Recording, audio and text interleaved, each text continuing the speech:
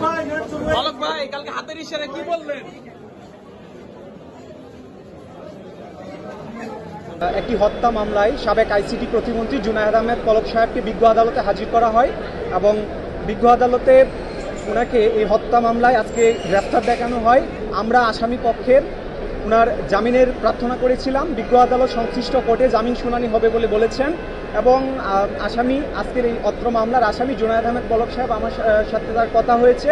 তিনি বলেছেন আজকে আপনারা জানেন যে আজকে বৃষ্টি হওয়ার কারণে যখন কাশিমপুর কারাগার থেকে ওনাকে প্রিজন ভ্যানে নিয়ে আসা হয় তখন বৃষ্টির পানিতে প্রিজন ভ্যানের যে ভেন্টিলেটর দিয়ে পানি প্রবেশ করে এবং ওনার সারা শরীর বৃষ্টির পানিতে ভিজে যায় এবং ওনাকে যে এই কাশিমপুর হাই সিকিউরিটিতে রাখা হয়েছে সেখানে তার যখন ঝড় বৃষ্টি আসে তখন ওনার বৃষ্টির পানিতে ওনার রুমের পরিবেশ নষ্ট হয়ে যায়। সেই বিষয়ে তিনি আমার সাথে কথা বলেছেন এবং সেই বিষয়টি আপনাদের মাধ্যমে আমরা জাতিকে জানাতে চাই যে আজকের এই মামলার যে আসামি ওনাকে যে একটি খারাপ পরিবেশে ওনাকে যে রুমে রাখা হয়েছে এটি একটি অস্বাস্থ্যকর পরিবেশ এবং যেখানে পর্যাপ্ত আলু বাতাস যাওয়ার কোনো সুযোগ নেই এবং বৃষ্টির সময় বৃষ্টিতে ওনার রুম ভিজে যায় এবং এখানে থাকার একটি অনুপযোগী একটি জায়গায় ওনাকে রাখা হয়েছে, যেটা একেবারেই একটি অমানবিক একটি কাজ। একজন আসামির সাথে এই ধরনের কাজ হতে পারে না।